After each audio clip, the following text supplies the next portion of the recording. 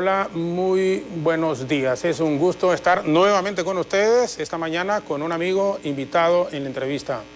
El abogado, bueno, casi todos le conocen, lo conocemos, me incluyo, como Tito Mejía, es decir, es así con cariño. Pero hablamos del abogado Arístides Mejía Carranza, que nos acompaña. Abogado, primero... Buenos días.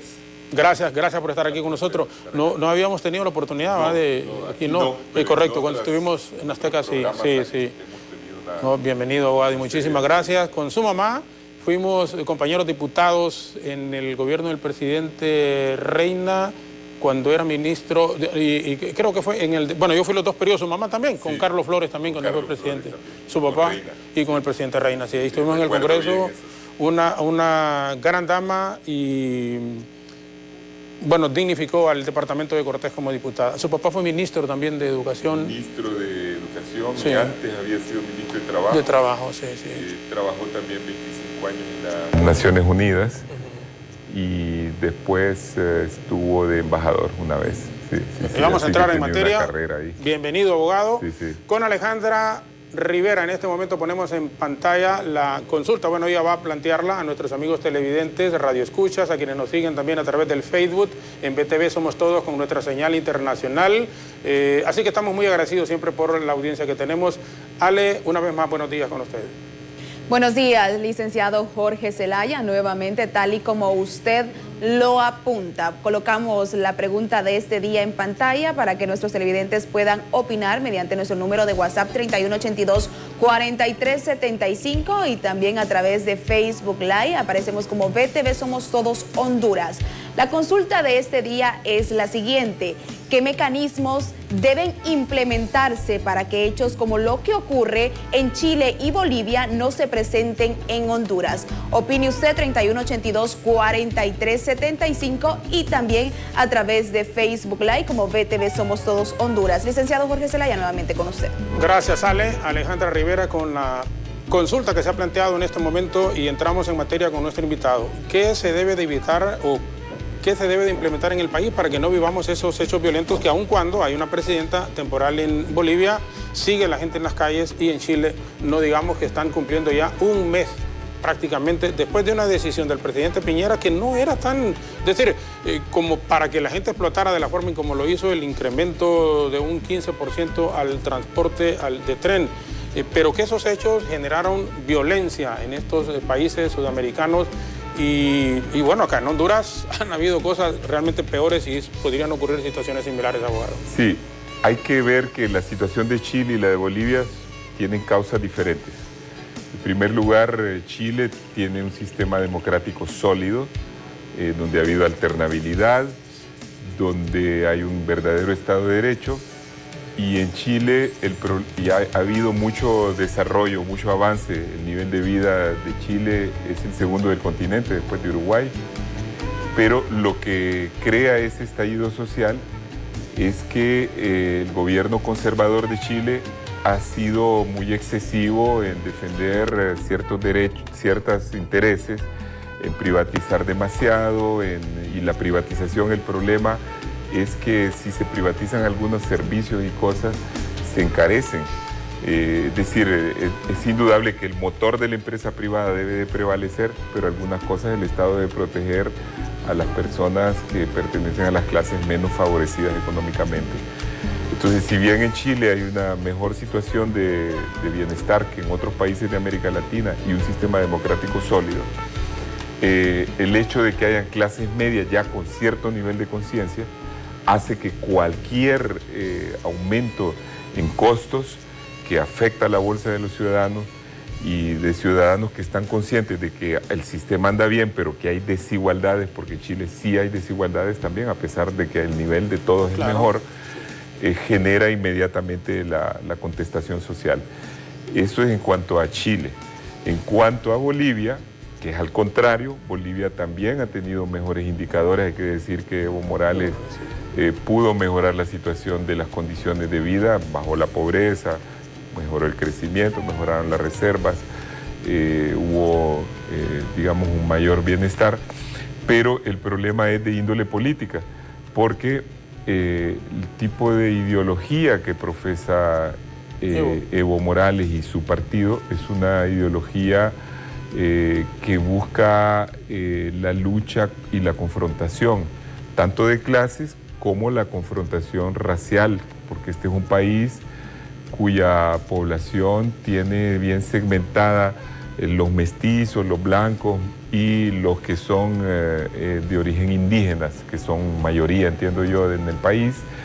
Entonces ha habido una alimentación de estos odios que son milenarios, en vez de buscar, como lo hizo Mandela en Sudáfrica, que es el país donde más racismo ha habido, donde ha habido un régimen de apartheid, la conciliación nacional y progresar y mantener un régimen donde tal vez la mayoría indígena fuera la que ostentara el poder político y poco a poco fuera progresando, como pasa en Sudáfrica. Él buscó más bien la política de la confrontación. Y todo andaba bien hasta que él quiso perpetuarse en el poder, ya después de 3 periodos que estuvo gobernando. Convocó y que reformó la Constitución. Convocó a un plebiscito. Claro. Había reformado la Constitución, ganó. Porque solo era un periodo. Entonces él reforma la Constitución para estar otro periodo. De ahí la vuelve a reformar para estar otro. Y convoca y pierde. Es decir, un plebiscito. Pierde, convoca un plebiscito. La mayoría de la gente dice que no quiere ir a otra reelección. Y aún así busca el subterfugio de la Corte Suprema, igual que acá en Honduras. Por eso hay el paralelismo con Honduras, es decir, un rechazo a la reelección, luego el subterfugio de usar la Corte Suprema para burlar la voluntad popular en ese aspecto, y luego cuando ya no obtiene resultado deseable, para no tener que ir a una segunda vuelta que él, me imagino, pensaba que iba a perder, hace un fraude en las mismas condiciones que se hizo en Honduras. Es decir, primero interviniendo el sistema informático, haciendo que el sistema se cayera para modificar los datos, los resultados, y segundo, alegando de que esa modificación de los datos es debido a que hay votos rurales que han entrado al sistema y le daban una ventaja, exactamente el mismo patrón que se siguió acá.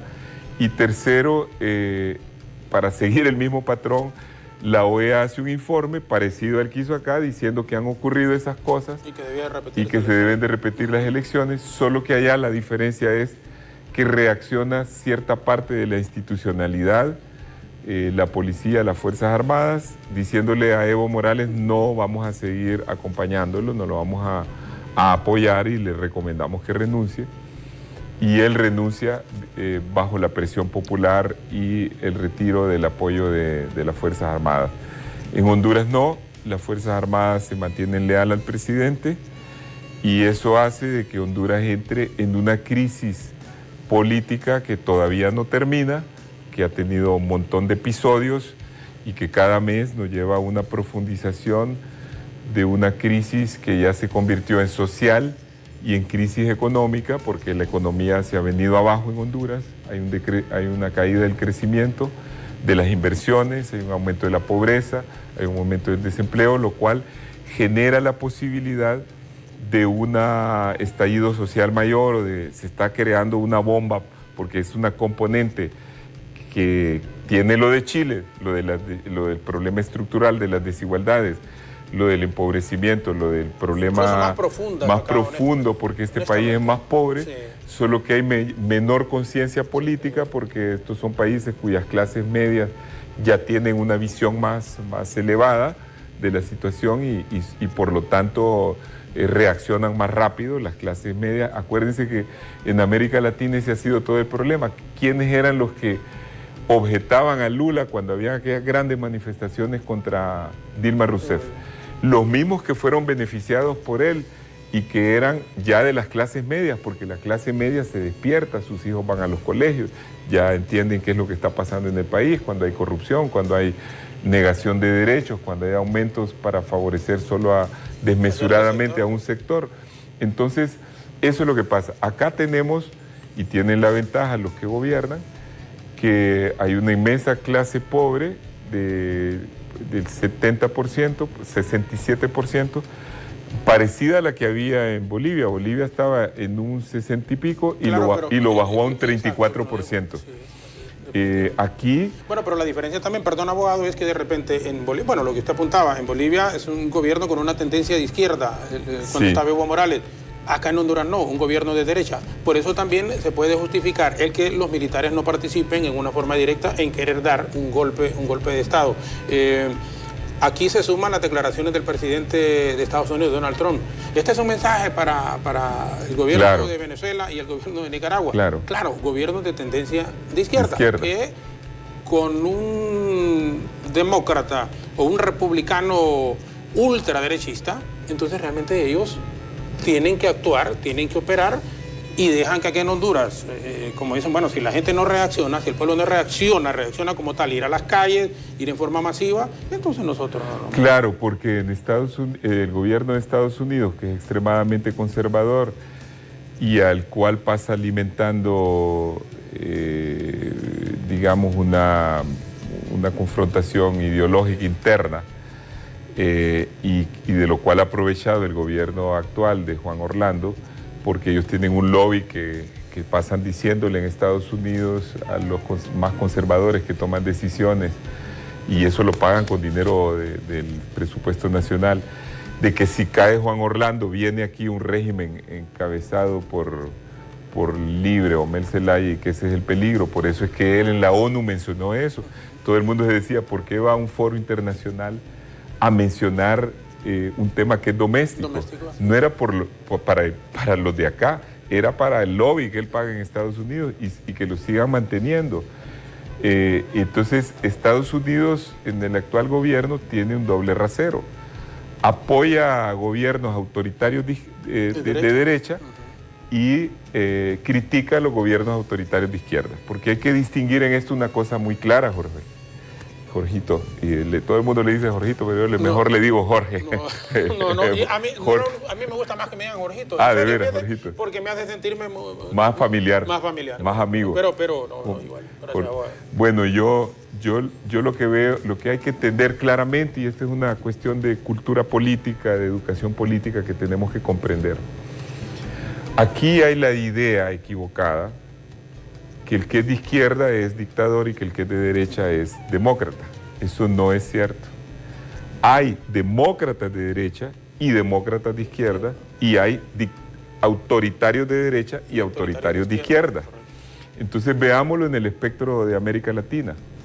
Por ejemplo, el gobierno de Costa Rica, el gobierno de Colombia y el gobierno de derecha, son de derecha democrática.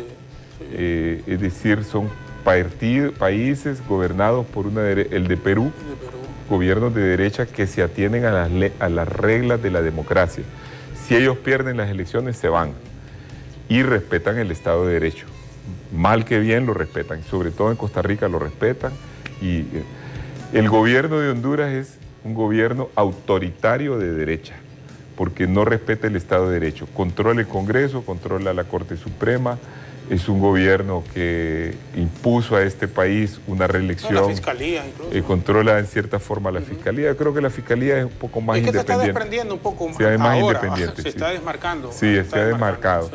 Es un gobierno que además le gusta controlar asociaciones, busca controlar la opinión pública, porque un gobierno demócrata permite la opinión pública totalmente libre y permite que las organizaciones sociales elijan sus propios representantes sin meter dinero para que ganen afines a ellos. Entonces este es un gobierno autoritario de derecha. Pero en la izquierda ocurre igual. Hay gobiernos en América Latina que son moderados y son demócratas y son de izquierda, como el de Uruguay. Ese es un gobierno que ha hecho progresar a su país. O cuando ha gobernado Bachelet en Chile, ese es un gobierno socialdemócrata. Con una tendencia de apertura, incluso en todos los sectores. Apertura y democrático, ¿verdad? Tiene una tendencia a la izquierda, pero es democrático. Y respeta el Estado de Derecho, respeta la economía de mercado, lo que hace es medidas para distribuir un poco más la riqueza. Entonces son países que al final progresan porque hay una alternancia entre gobiernos moderados de derecha con gobiernos moderados de izquierda, que ese es lo ideal para que un país vaya progresando, que hay una alternancia entre moderados, centro-derecha, centro-izquierda. Pero dicen que los extremos son malos, tiene que haber un común equilibrio. Como equilibrio. Así han progresado los países europeos, así ha progresado Estados Unidos, porque allá el Partido Demócrata es como centro-izquierda en el esquema americano, ¿no? Y el Partido Republicano es centro-derecha o derecha-derecha como este. Entonces, hay gobiernos autoritarios de izquierda, que es el caso de Venezuela, bueno, el mismo Nicaragua. De Nicaragua. Correcto, son gobiernos autoritarios, gobiernos que se quieren mantener por la fuerza, que abusan de todo. Por ejemplo, aquí el gobierno de Nicaragua ya hubo una rebelión, hubo 400 muertos, ya controla la justicia, controla el parlamento, controla el sistema electoral. Ortega puso a su propia esposa de vicepresidente, ha hecho de eso un asunto, un régimen de control familiar. En Venezuela igual. En Venezuela la oposición llegó a ganar el Congreso y vino el gobierno de Maduro, se inventó de que había que ser una constituyente y con esa constituyente anularon el poder del Congreso y reinan sobre todo, tienen control ideológico y total sobre las Fuerzas Armadas, como lo mismo Nicaragua, que no son Fuerzas Armadas que responden al esquema republicano, que republicano quiere decir que las instituciones son de todo, es la cosa pública, es el interés general, el interés del Estado, no el interés partidario. Han convertido a las Fuerzas Armadas como en Fuerzas Armadas de un partido, que es lo que quiere hacer Juan Orlando con nuestras Fuerzas Armadas, ha estado intentando, pero todavía las Fuerzas Armadas de Honduras son Fuerzas Armadas de la República, y tienen que tener mucho cuidado de no caer en un esquema como el de estos países, porque él ha buscado distorsionar el funcionamiento de las Fuerzas Armadas, primero creando una policía militar que obedecen órdenes directas de él a través de Fusina, quitándola de la cadena de mando real, y luego desmejorando las unidades militares, queriendo intervenir en lo de las promociones militares. Entonces, pero hay una resistencia dentro de la institución hondureña porque hay gente muy profesional, hay militares que no quieren que eso ocurra. Yo creo que hay un espíritu de cuerpo. Entonces, bueno, en esos otros países las Fuerzas Armadas ya fueron totalmente intervenidas por los partidos políticos en el poder. Son cuerpos armados de los partidos, así como ocurría antes en Honduras, que cada gobernante en tiempos de Carías, las Fuerzas Armadas eran de Carías, no eran del Estado. Entonces, eso es lo que está pasando en estos regímenes autoritarios de izquierda. Y esa es la gran tragedia de América Latina, a la que le sumo la mayor de todas, Jorgito, que es el caudillismo que se ha heredado de la herencia, como dice Octavio Paz, hispano-árabe. El español que vino a conquistar América Latina traía una influencia árabe, el árabe cree mucho en el caudillo redentor. Ese es el esquema de los países árabes. Siempre hay un hombre fuerte, que es autoritario, que tiene todo el poder, al que se le admira, que permanece en el poder el tiempo que quiera, que es un hombre paternalista. Ese es el esquema. Si ven en el mundo árabe, estaba Gaddafi, estaba Hussein, está el otro, el de Siria, ¿cómo se llama? Al-Assad, está Mubarak. Todos los reyes de Arabia, todos son ese esquema. Ese esquema vino a América Latina bajo las ideas de los españoles de esa época, que acababan de salir de la dominación árabe, que estuvo 700 años ahí. El español actual evolucionó hacia el modernismo, pero aún así hubo un gran caudillo en España en el siglo XX, que fue Franco, y se llamaba el caudillo. Él mismo se decía, el generalísimo, el caudillo, así se le decía, el caudillo. Entonces esa mentalidad que viene de los pueblos, donde en los pueblos hay un gamonal, hay como decimos, un hombre fuerte que hace los cabos cantonales, gabonal, ese hombre rural que fuerte, que tiene, incluso tiene muchas mujeres, que esto, esa es una parte de la idiosincrasia. Y en los pueblos la idiosincrasia es muy fuerte. Y eso es lo que está afectando a América Latina. Es una rápida revisión. Mire, En Cuba, los hermanos Castro, 50 años. En Nicaragua, Ortega en total ya lleva como 20 y pico de años de poder. Y antes Somoza, ¿va? ¿Cómo se llama? Bueno, y en el mismo Cuba, antes Batista, ¿va? Batista. Y en Dominicana estuvo Balaguer, que ganó 7 elecciones, incluso ciego y totalmente casi discapacitado, seguía en el poder. Bajo la forma democrática sigue la idea del caudillismo, porque en Chile se alternan siempre o Piñera o Bachelet. Allá en Brasil vuelve Lula. En Argentina los Kirchner, que ya llevan varios periodos, y no salen de eso. En Colombia, Uribe, ¿verdad? Que Uribe es el hombre fuerte que pone y quita y que si no están de acuerdo con él, aunque sean gobernantes que proceden de su corriente, los trata de anular y de quitar. Y así podemos dar un montón de ejemplos. En lo concreto, lo que le pasó a Evo es que él también quiso ser caudillo. Ese es el problema. No, ¿por qué? Si tenía tan buenos resultados, no buscó un sucesor dentro de su propio movimiento. Ahí estarían ellos con otro gobernante seguramente. Y él, como dice, o aceptar de que la oposición a un gobierno alterno, a ver si la oposición mejora lo que él ya había mejorado. Bueno, y abogado, y él iba a una segunda vuelta, pues, es decir, no era que había perdido, es más, él había ganado, pero con una diferencia de un 8%, entonces tenía que ganar con un 10% para que no hubiese una segunda vuelta. Entonces, con ese resultado iban a una segunda vuelta, antes bueno, tenía que ser ahorita en diciembre, porque en enero asumía o él una vez más en un periodo, o el de oposición. Entonces, pero aquí es donde ellos quieren a la fuerza mantenerse en el poder, y llega un momento en que el pueblo ya no soporta. No soporta porque el pueblo se cansa. Se cansa. Mire, usted puede ser un buen gobernante como lo fue Churchill, fue el hombre providencial, uno de los que salvó al mundo del nazismo, el líder que condujo a Inglaterra y salvó a Inglaterra, pero en un determinado momento la gente comprendió o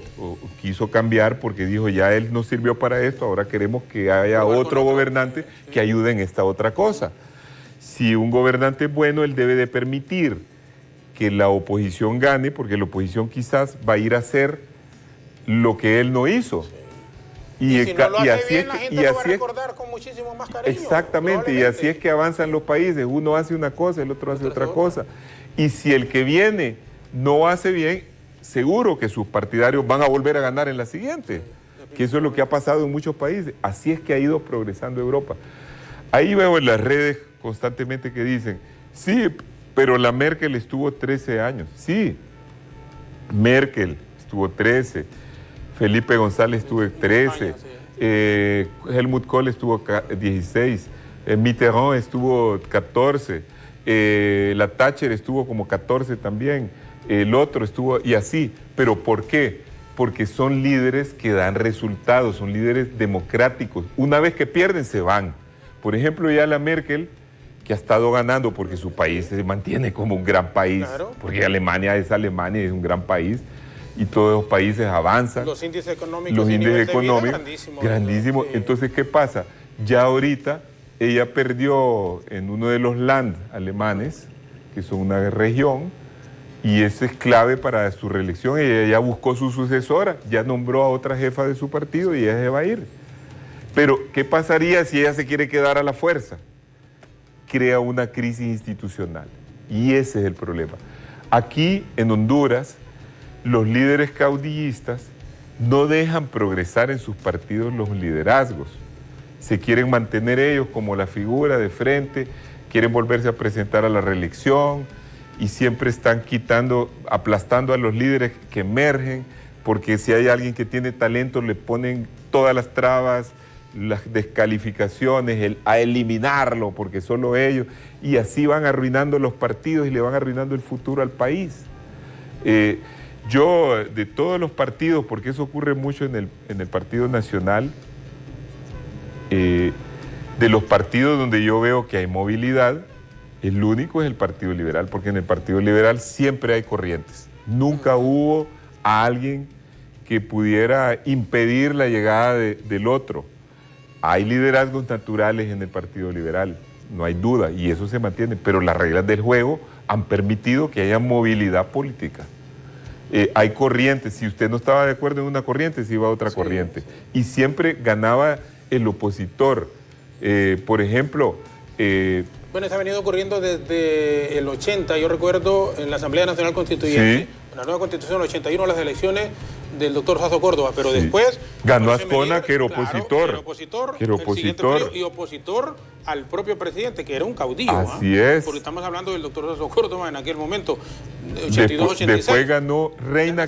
Y gana Reina con el M-Líder. Con el M-Líder y con el apoyo del florismo. Pero florismo es opositor a Reina y gana Reina. Porque se unen. Y después Reina, que eso es cierta forma opositor, porque Reina trató de que el hermano de él quedara en el Congreso. Correcto, pero Flores ganó al final por un voto o dos. Sí, yo recuerdo. Entonces Flores, que era es uno de los grandes líderes del partido, gana en contraposición a lo que quería Reina. Después gana el candidato de Flores, era Ferrari, pero Ferrari no se presenta y gana Mel, que es opositor a Flores. Y que llevó... Pero pierde Mel esa primera con el profesor Pineda Ponce, ya claro, la más reciente, porque él participó. Pierde Pineda Ponce. Claro, Pineda Ponce, claro. Que en el momento en que se presenta no era el candidato de Flores, sino que opositor a Flores, gana, porque en el Partido Liberal hay juego democrático, pero no gana las generales. Entonces después viene Mel y pasa lo que dije. Después usted ve que, por ejemplo, aunque Flores es un líder bastante presente en el Partido Liberal, el expresidente Flores es fuerte, gana un opositor a Flores que es Luis Zelaya, que es opositor a Flores. ¿Qué indica eso? Que en el Partido Liberal hay democracia. Sí, porque y no puedo decir lo mismo de los otros partidos. En los otros partidos no ocurre eso. Entonces yo creo que eso es lo sano para los partidos políticos. Creo que América Latina debe de transitar a la modernidad. Por eso yo me opongo a todo tipo de caudillismo cuando no se respetan las reglas de la democracia interna en los partidos. Abogado, voy a hacer una breve pausa porque también quiero aprovecharlo. Yo tenía aquí preguntarle, el 2005 usted declaró al presidente Zelaya ganador, porque yo era representante liberal en el tribunal. En el tribunal. Después fue ministro de Defensa con el presidente. Mire, antes había sido embajador con Carlos Roberto Reina, después fui presidente del tribunal, después fui ministro de Defensa y después vicepresidente nominado cuando Elvin Santos renunció. Sí. Por eso yo quiero preguntarle, de veras, y aprovecharlo, porque yo sé que hay parte de la historia, tanto del pasado reciente, en el abogado Arístides Mejía Carranza. Sí. Y conoce muchísimas de las cosas en lo que se ha movido la actividad política. Así que solo, si me permite, por favor, abogado, vamos a hacer una breve pausa en este momento y regresaremos en estos últimos minutos preguntándole así en forma directa eso, ¿por qué declaró ganador en aquel momento al presidente Zelaya? Y cuando fue ministro de Defensa, ¿qué fue lo que ocurrió? Y era vicepresidente también cuando sacaron el golpe de Estado al presidente, y siempre lo hemos manejado así desde el mismo domingo en que se dio, esa mañana de 28 de junio, golpe de Estado. Aquí porque usted es un demócrata, por eso lo dice con nombre y apellido. Los demócratas son demócratas siempre y los autoritarios son autoritarios siempre. Vamos a la pausa y regresamos con nuestro invitado de esta mañana.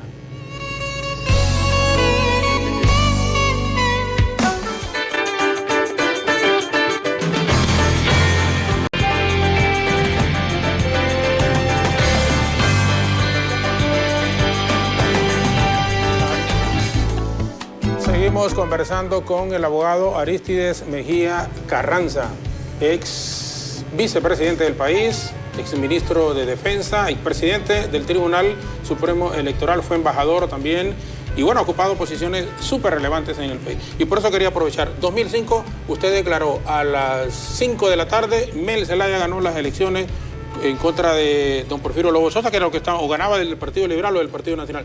¿Por qué? Yo quería preguntarle realmente por usted. Mire, aquí este es un tema muy interesante a la luz de lo que ha salido en el veredicto de Nueva York, que va a haber el nexo, que yo creo que pocas personas se han apercibido y han dejado pasar una cosa que es sumamente importante. En ese momento el Partido Nacional, cuando estaba Pepe Lobo de candidato, había amasado una gran cantidad de dinero para la campaña. El tesorero era Joséito Lamas.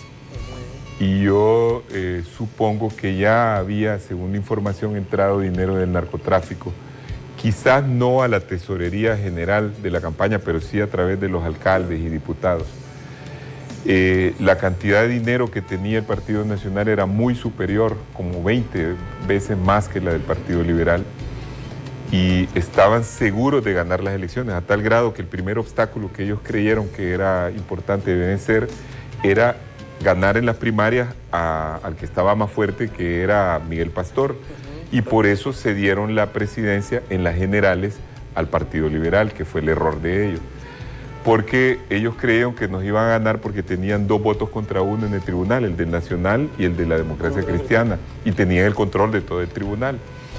Pero como yo fui dedicado en observar todas las cosas de las primarias, fui desmontando poco a poco el fraude que tenían montado para las elecciones del 2005, que era parecido al fraude de las del 2017. Estaba en lo informático, estaba en las bodegas, estaba en la transmisión de resultados, estaba en la digitación de datos. El fraude estaba montado en todos los aspectos del proceso. ¿Qué es lo que hice yo? Bueno, primero militaricé las bodegas para que fueran las Fuerzas Armadas que tomaran control y hubiera neutralidad, y funcionó. Segundo, la digitación de resultados se hizo a través de escolares que estaban en el tema de computación, para que fuera neutral y no de activistas. Tercero, logré que con el apoyo de la OEA, que trajéramos un sistema de cómputo rápido para anular el TREP, porque el TREP lo tenían totalmente controlado con maestros de procedencia nacionalista que yo había investigado, y el TREP iba a ser en base a un conteo rápido. Cuando en el momento electoral se ve que a las 5 o 6 de la tarde yo tengo información del conteo rápido y estaba la OEA de por medio con Almaguer, vamos ganando, yo doy una declaración de que va ganando el Partido Liberal para anticiparme a un plan que había, que era de declararse vencedores con los resultados de Tegucigalpa, donde el Partido Liberal había perdido contundentemente, porque Ricardo Álvarez había ganado con fuerza aquí en el distrito y Pepe Lobo también. Pero en el resto del país el balance era favorable al Partido Liberal, y hay que ver que la elección era bien estrecha. Al final la diferencia fueron solo 75,000 votos. Entonces, los medios ya empezaban a dar los resultados. Acuérdense que en Honduras siempre los que han llevado la delantera en anunciar las victorias son los medios de comunicación, y lo que ha pasado es que cuando los resultados son claros, con solo lo que los medios digan, el candidato perdedor ha reconocido. Acuérdese usted de Osvaldo Ramos, que fue un hombre correcto. En la noche se declaró derrotado y el país vuelve a la tranquilidad. El mismo domingo. Y dijo, he perdido las elecciones, felicito a Carlos Roberto Reina. Entonces, en ese momento no había esa intención. La intención era declararse vencedores, armar un problema en el tribunal donde tenían mayoría, y después salir a las calles y declararse, armar un problema político-social, que no se diera la declaratoria en los 30 días para que fuera el Congreso el que diera la declaratoria a favor de su presidente, que era el candidato, que era Pepe Lobo. Entonces yo tenía que anticiparme a esa jugada. Y yo hice la declaración, y eso le dio vuelta a todo, porque fui respaldado por la OEA y la misma embajada americana. O sea, no es que yo desmonté un fraude, yo salvé la democracia en ese momento y salvé al país de una crisis. Si un mérito he tenido en mi vida es ese, porque hubiéramos ido a una crisis como la del 2017 o como esa que ha tenido Bolivia. Con esa maniobra, y yo pude, con la ayuda de otros, por supuesto, demostrar que el que había ganado. ¿Qué otra cosa hice? Y ahí reconozco al presidente Maduro, que quiso tener el país tranquilo.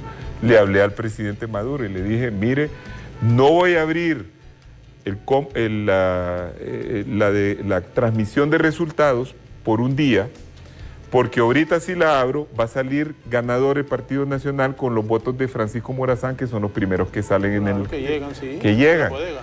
Vamos a traer con las Fuerzas Armadas a todo el material electoral del resto del país, para que haya, cuando se abra la información, salga equilibrado, salga como está realmente la situación. Y él aceptó, me dijo, estoy de acuerdo con su medida, le di la instrucción a las Fuerzas Armadas que trajeran todo el material electoral.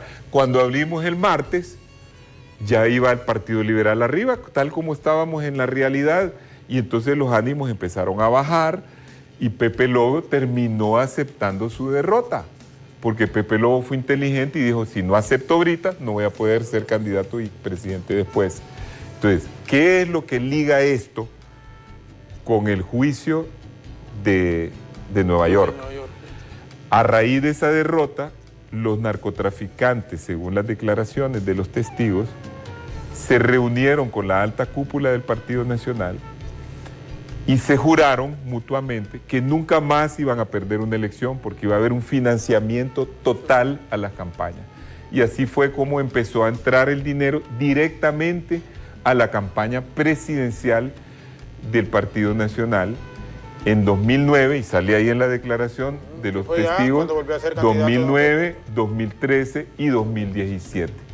Y eso es lo que ha perjudicado al Partido Nacional, porque el Partido Nacional, en su cúpula, una buena parte de sus dirigentes se vincularon al narcotráfico para ganar las elecciones, y por eso es que decían que iban a estar 50 años en el poder.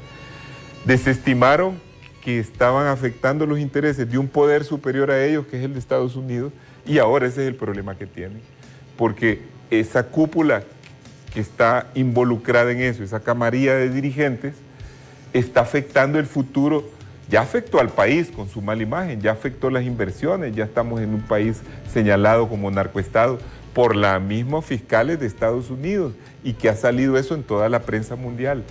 Pero también va a terminar afectando al propio Partido Nacional, porque en el Partido Nacional hay gente honesta que no está de acuerdo con eso, hay un montón de gente honesta. Y eso yo creo que la gente debe siempre estar claro. Cuando un líder, cuando un partido no coincide con las ideas de uno no debe ninguna lealtad al que va torcido. Y eso es una falsa percepción de la lealtad. La lealtad es con los principios, es con la ideología y las ideas de uno, es con uno mismo en primer lugar. El líder que ya no corresponde a eso, no se le debe lealtad. Es como, por ejemplo, el caso del Partido Liberal de Nicaragua en tiempos de Somoza. Si yo era liberal en tiempos de Somoza, yo hubiera dejado de ser liberal, porque si yo soy un demócrata, no podía apoyar una dictadura como la de Somoza. Cada vez que algo va en contra de mis principios, yo tengo que reflexionar, hacer una reflexión interna.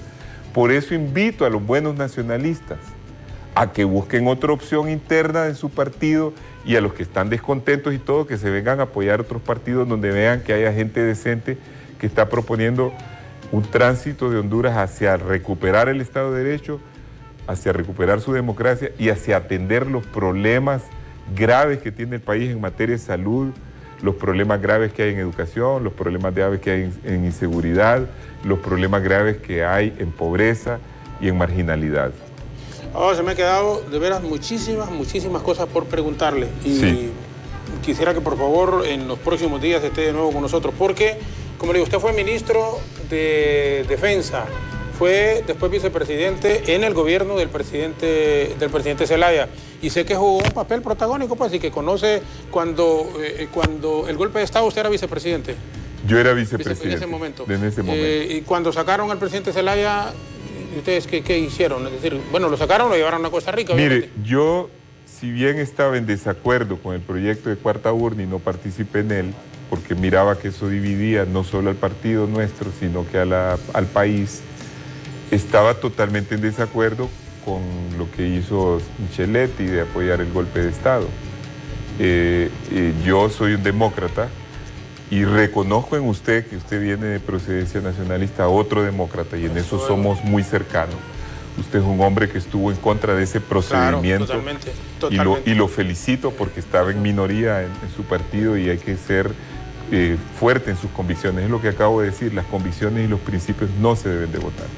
Entonces yo, cuando estaba en desacuerdo, como usted ha estado en desacuerdo con la reelección también, lo que dice mucho de su sentimiento democrático.